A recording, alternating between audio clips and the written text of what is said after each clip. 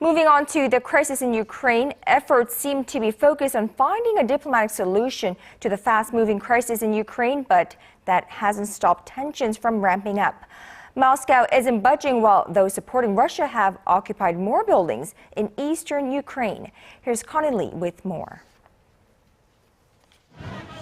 The unrest continues in eastern Ukraine. The deadline for pro-Russian protesters to leave Ukraine came and went, with no withdrawal.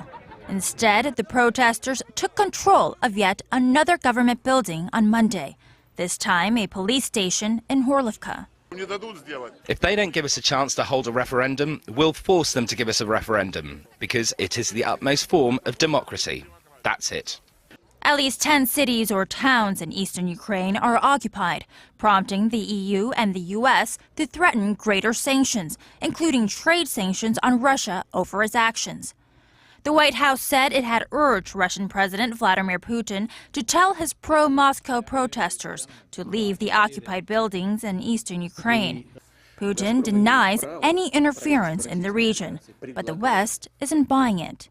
There can't really be any real doubt that this is something that has been planned and brought about by Russia.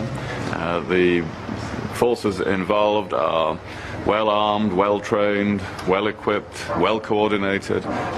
As fears of an all-out civil war increase in Kiev, leaders from the EU, US, Russia, and Ukraine were set to hold talks in Geneva on Thursday in hopes to finding a diplomatic solution.